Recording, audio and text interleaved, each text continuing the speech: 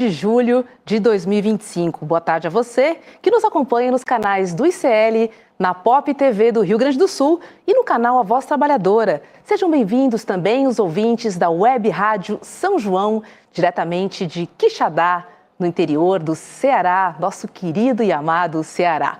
Bom, a guerra do IOF escancarou o cenário atual do Brasil. Os ricos querem o banquete, mas não querem pagar a conta. Engraçado, né? Só que o povo percebeu e começou a pressionar o Congresso em torno de duas propostas do governo. Eu estou falando sobre a taxação dos super ricos e o fim da escala 6x1. Pautas que os deputados se negam a colocar em votação. O curioso é que desta vez o governo venceu a batalha nas redes, mas vai ter que voltar à mesa de negociação depois que Alexandre de Moraes suspendeu o decreto do IOF e propôs, então, uma audiência de conciliação, o que ajudou, em muito, o Congresso Nacional. Os deputados também ganharam uma nova aliada, a Rede Globo. No Jornal Nacional de ontem, o tom adotado é um já conhecido no Brasil, o de dar voz aos mais ricos e abafar os mais pobres. Não é isso, Chico Sá? Boa tarde É isso aí, Roberta. Você disse tudo. Eu só complemento que nos 100 anos da Rede Globo, essa foi uma das edições mais canalhas do Jornal Nacional. A gente está acostumado a ter várias edições canalhas, não só na Globo, mas na imprensa hereditária no geral. Mas a de ontem capricharam, viu? Colocaram até o tenente-coronel Zuco defendendo os super ricos, defendendo o Congresso, defendendo a paz, a harmonia entre os poderes. Aquele que é contra o aumento do salário mínimo, inclusive, né? Aquele canalha que é contra o aumento do salário mínimo. Então, aí teve Armínio Fraga, foi um festival contra pobre no Brasil. Foi o que foi promovido ontem. Depois do Jornal Nacional, eles passam a Odete Roitman. Mas a Odete Roitman, acho que era no próprio Jornal Nacional. Pois é, Chico. Porque vai odiar pobre assim no inferno. Pelo amor de Deus. Olá, Heloísa Vilela. Boa tarde para você, querida. O JN ontem se superou, hein? Se superou. Boa tarde, Roberta. Boa tarde, Chico. Vocês sabem, eu estava me lembrando de alguma coisa hoje, agora, nesse minuto, que vocês vão entender muito bem. Passou pela minha cabeça, Brizola deve estar sorrindo na cova, porque eu trabalhava no jornal O Globo, quando teve aquele escândalo da Proconsult, teve a reação do Brizola e foi a primeira vez que a gente ouviu o refrão "O povo não é bobo, abaixa a Rede Globo", que agora eles devem estar morrendo de medo desse refrão voltar à tona, porque naquela época teve carro do Globo virado, eu não saía com o bloco do Globo, com identificação do Globo, para cobrir reunião de decisão de greve em sindicato, nada disso, porque houve uma reação fortíssima da população. Então eu acho que a gente está vivendo um momento muito interessante, porque ficou muito cristalizado que boa parte, a grande maioria do Congresso, a TV Globo, Armínio Fraga, que eles entrevistaram, e outros personagens da República, são claramente defensores do 0,01% mais rico da população.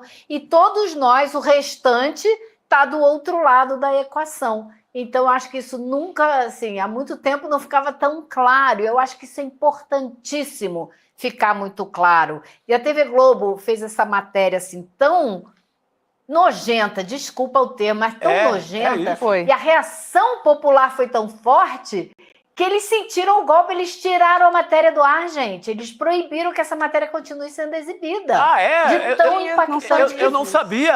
Acabou de sair a nossa turma aqui do ICL, que não é moleza. Caramba. Acabou de colocar aqui. Agora eles fizeram certo, porque é muito vergonhoso para eles. Ficar aquele registro, né, para a história é muito vergonhoso. Você lembrou o episódio do Brizola, que é uma resposta incrível. Tem no YouTube para quem quiser ver, né? E eu lembro, para a nossa audiência, do artigo do Chico Alves, meu xará, no portal ICL, que ele faz um belo artigo sobre o Jornal Nacional de ontem. É um artigo também que fica ali como uma bela resposta ao JN, edição de quinta-feira, 3 de julho para ficar na história. Aí ele botou, né, uma mistura de Caco Antibes com Odete Roitman. Exatamente. Excelente título da reportagem. E eu completaria com o Justo Veríssimo. Cabe todo esse personagem, todo esse tipo de personagem, seja na comédia, seja na novela, que diz odiar pobre no Brasil. O Chico foi muito feliz na comparação e no texto dele. É isso aí. Agora, Elô, a grande notícia do dia é que o ministro Alexandre de Moraes tomou uma decisão sobre o apelo do governo Lula sobre o decreto do IOF. E a decisão aponta possíveis erros dos dois lados. Por um lado, ele afirmou que o Congresso não poderia sustar os decretos com base apenas em discordâncias políticas. Vamos ver um trechinho da decisão. Vou ler aqui para vocês. Abre aspas. A finalidade do IOF, que permite a fixação de suas alíquotas, excepcionalmente por ato do chefe do Poder Executivo, portanto, é constitucionalmente estabelecida conforme destacada por essa Suprema Corte. Decisão do Xandão sobre o decreto do IOF. E aí, por outro lado... ou seja, Roberta, eu acho que é bom esclarecer, né? O que ele fala, porque essa linguagem, esse jargão, juridiquês aqui. Acho que muita gente se perde. Eu acho que ele deixou claro aí, nesse pontinho da decisão, que existe uma competência do Executivo. É do Poder Executivo o direito de estabelecer as regras do IOF. Dito isto, vamos à continuação da história. Perfeito, super claro e transparente. Porque, por outro lado, gente, o Xandão afirmou que os decretos de Lula também contrariam o que é previsto na Constituição. Ele alegou que a Constituição prevê uma natureza regulatória do IOF e que os decretos do presidente poderiam ter um caráter predominantemente arrecadatório. Foi essa a diferença que ele enxergou aí. Abre aspas no que disse Xandão. Havendo fundada dúvida sobre a finalidade da edição do decreto presidencial, entretanto, é importante analisar se houve ou não desvio de finalidade com a intenção arrecadatória na edição desse marco normativo. Heloísa Vilela, vou te passar para desvendar este juridiquês aqui Robertinha, de novo. Eu achei que esse é o ponto frágil da decisão do Alexandre de Moraes, porque ele está dizendo aí o quê? O governo só pode mexer no IOF se for para regulamentar, ou seja, regulamentar o mercado financeiro, fazer eles pagarem imposto quando não estão pagando e esse tipo de coisa. Mas ele não pode usar o IOF como uma forma de arrecadar dinheiro.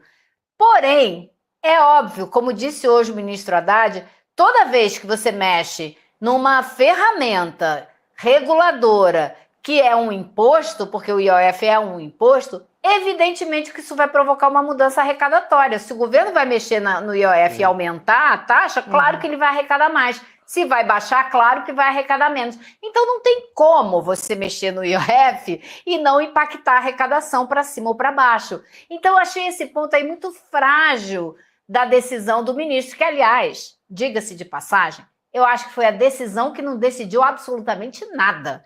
Foi uma decisão que disse, zero para você, não vou resolver nada, vamos negociar, e se não tiver uma solução na mesa de negociação, aí sim eu vou julgar o mérito, ou seja, eu vou decidir quem está com a razão.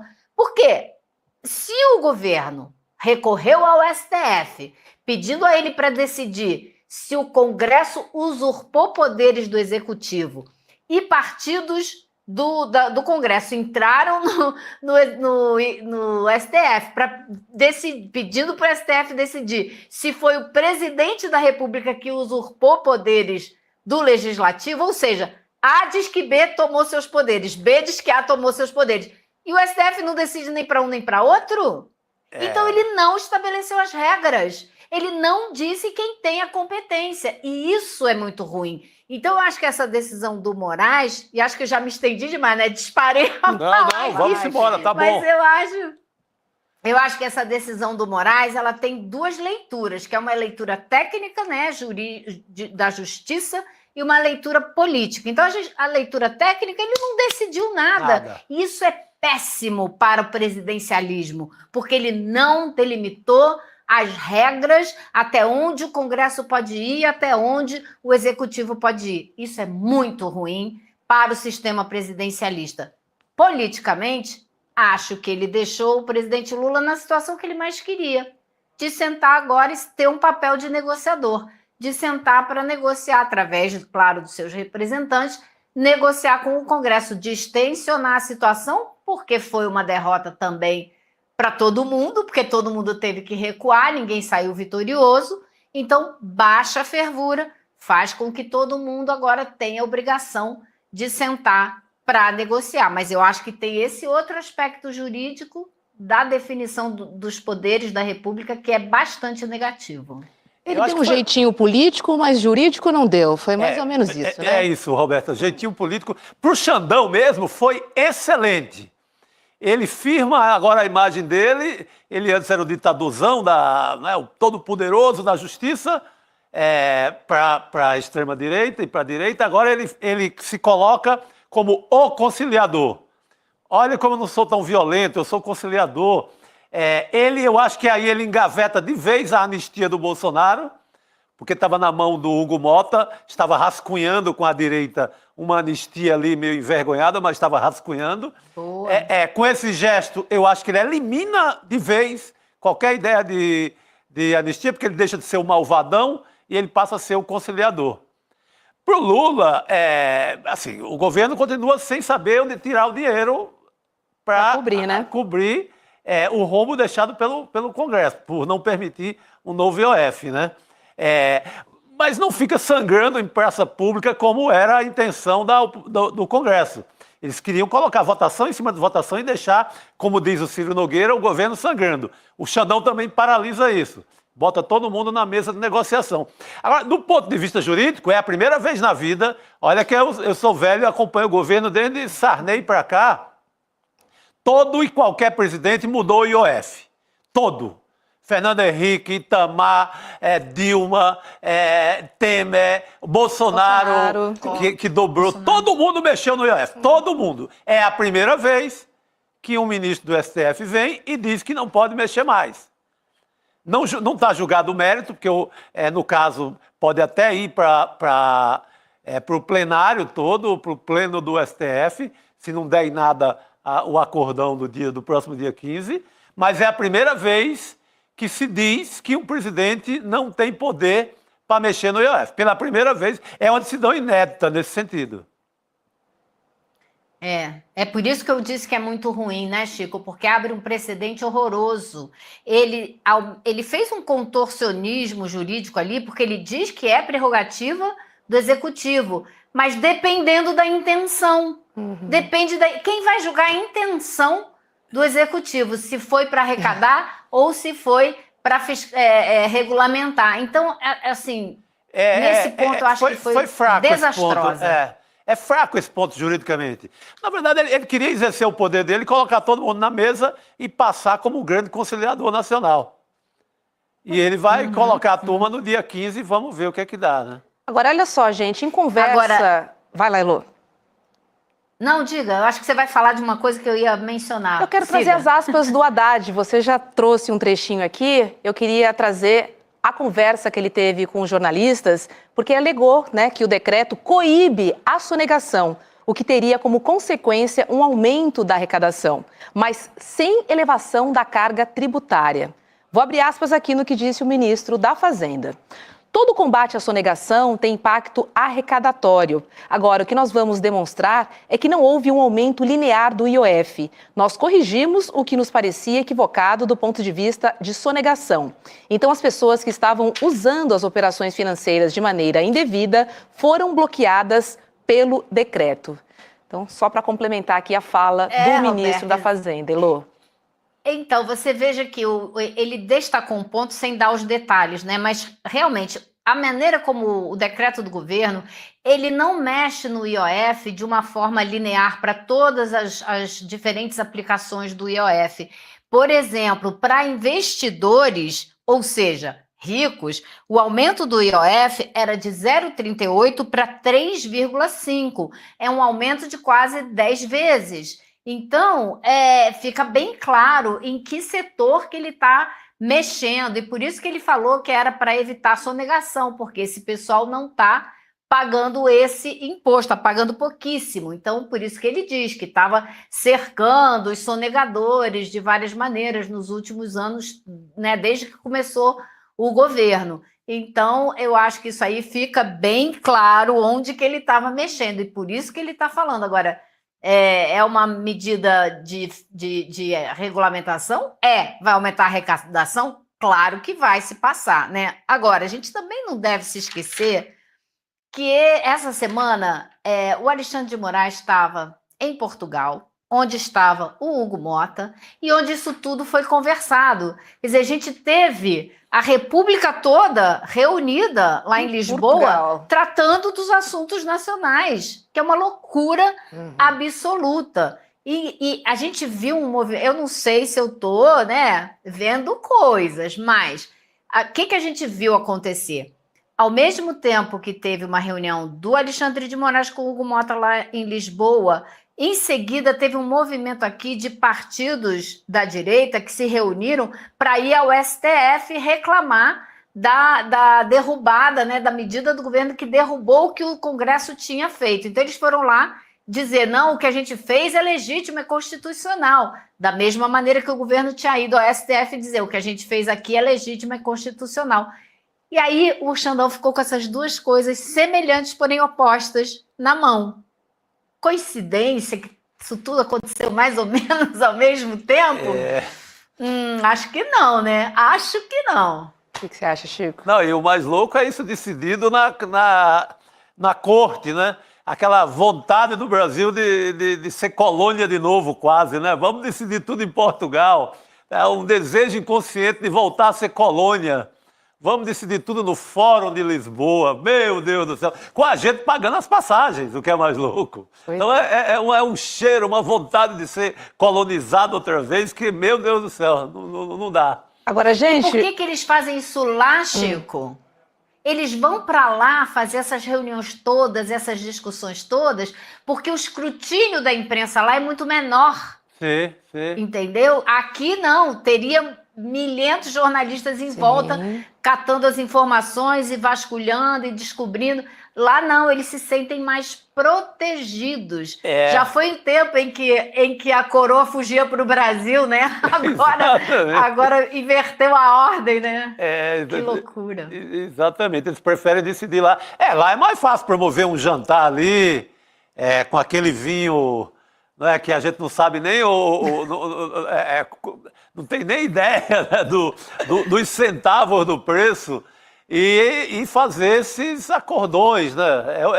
Tá virando um lugar para o grande acordão nacional. Exato.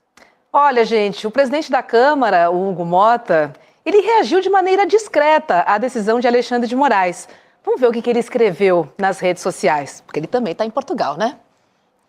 A decisão do ministro Alexandre de Moraes evita o aumento do IOF em sintonia com o desejo da maioria do plenário da Câmara dos Deputados e da sociedade.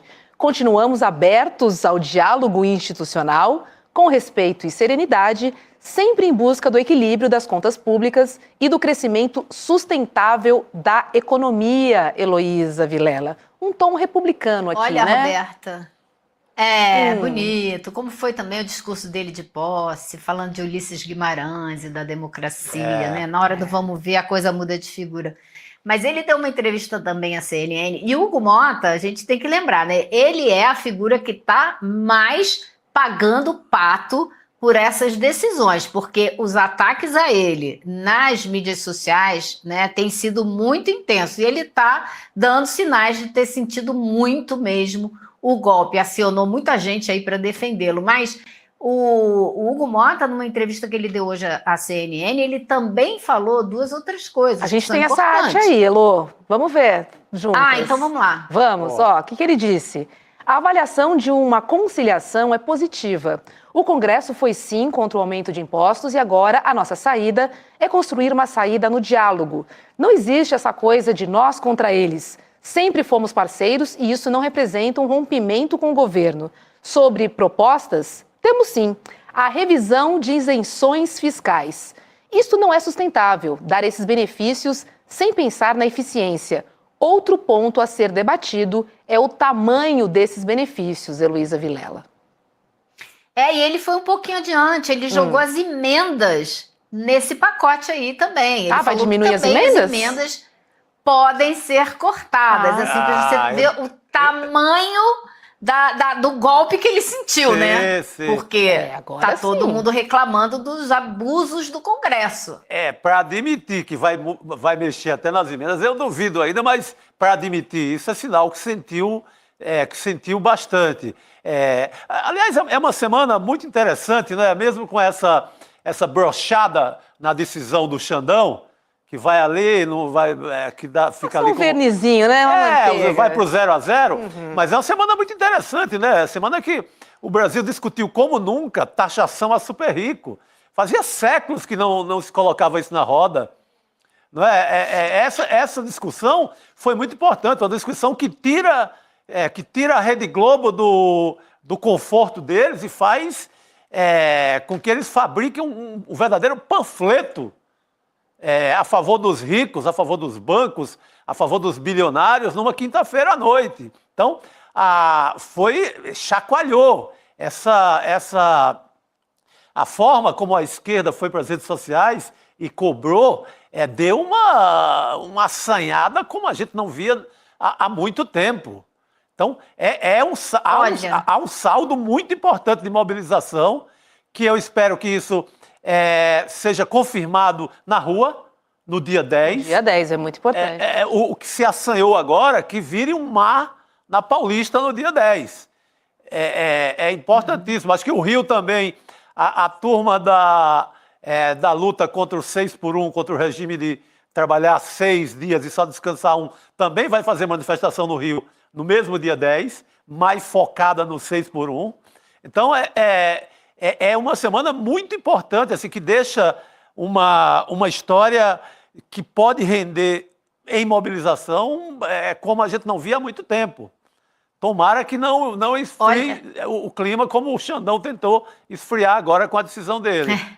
Pois é. Exatamente, Chico. E olha, o que eu ouvi aqui em Brasília, no Palácio e tal, e dentro do PT, foi que esse foi o momento mais importante do governo Lula até aqui, desde o 8 de janeiro. Sim. Essa campanha toda, né, de taxar os super ricos, de defender os pobres, de defender os trabalhadores, né, uniu o governo, provocou uma aglutinação das forças dentro do governo, como não se via desde o 8 de janeiro, quando o governo estava sob ataque feio, né, ataque direto. E eu acho que isso não foi só essa campanha dos super ricos serem taxados, mas foi também aquele momento da aprovação da derrubada das medidas do IOF, enviado pelo governo para o Congresso, que tinha, como eu falei aqui para vocês, um clima, um cheiro de golpe no ar. Sim. E isso assustou muita gente também e provocou essa reação. Então, é um momento politicamente muito bom, muito forte, que serve de base para a construção de muito mais. E isso que a gente quer ver. A gente quer ver a militância, os partidos de esquerda capitalizar isso aí, botarem fermento nesse bolo para que ele cresça bastante. Interessante, porque a gente sempre ficou no contra-ataque, né? Por muito tempo. Exatamente. E agora a gente está pautando e vendo o outro lado, tentando reagir, mas também não está conseguindo. Mas também não está conseguindo. Não está conseguindo. Então, olha, é indefensável. É indefensável, né? É indefensável a tese da direita, da burguesia nacional, da elite do atraso, chame como a gente quiser chamar. É indefensável, porque você está defendendo uma injustiça tributária. Você está defendendo que o Brasil fique ao lado da Estônia e apenas da Estônia como o único país do mundo em que rico não paga imposto em dividendos. É zero. Isso. É paraíso total. Sabe? Qualquer outro lugar você paga acima de 30%. Aqui não. Aqui o bilionário resolve se autorremunerar com uma retirada na sua empresa, lá, os tais dividendos, e não paga nada. Não E paga- com juro de 15% Exatamente. para remunerar o dinheiro, cara. É paraíso tudo de total. maravilhoso. É paraíso total. Não dá, né? O bilionário pagando menos imposto do que uma enfermeira, do que uma professora, do que um comerciante, do que o dono da padaria, do que o empreendedor. Não É dá, isso. né? E isso todo mundo entende, né, Chico? Isso é uma coisa muito clara, límpida, que todo mundo entende, que é preciso defender os pobres e tirar um pouquinho dos ricos. Agora, é uma pauta tão forte, com tanta atração na sociedade, tão clara, límpida, simples, que a direita estava ontem no Congresso se queixando que não tinha uma pauta para bater, não tinha nenhum instrumento para discutir dentro do Congresso e se contrapor a isso. E espero que não arrume mesmo, porque contra essa aí vai ser difícil. Pois é, a gente está falando da maioria da população brasileira, né? Fica A difícil. direita estava tão perdida, viu, Roberta, que foram buscar o Curupira lá na COP, que a COP, o símbolo Muito bom, Chico. da COP, que vai ser em Belém, é o Curupira. E o Curupira é aquele bicho que no folclore ele espanta quem vai derrubar a floresta, quem vai maltratar os animais e etc, né? E eu vi o Nicolas Ferreira recorrendo ao Curupira, porque estava sem bandeira. Tá difícil mesmo. Então foram pegar o Curupira porque estavam desesperados, sem bandeira alguma. Então, prova que a esquerda retomou uma bandeira muito interessante, pedagógica, que dá para tocar em frente por muito tempo.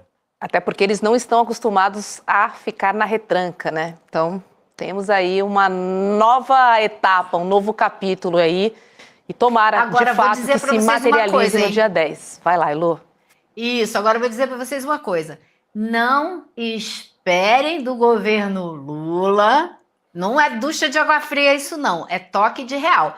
Não esperem do governo Lula um tom de enfrentamento com o Congresso a partir daqui. O governo Lula vai adotar o tom conciliador, Sim. vai para essa reunião e vai esperar o próximo ataque para adotar uma posição de enfrentamento. Quem vai ter que continuar enfrentando tudo isso é, como eu disse, são os partidos progressistas, é a militância, porque governo é governo, militância é militância. Não Perfeito. vamos confundir as coisas. Muito de acordo. Boa, contigo, bem lembrado. Como sempre, querida. É. Heloísa Vilela, sextou pra você. Muito obrigada, viu? E até semana que vem. Falou, Beijo. pessoal. Até beijos. Boa noite, querida.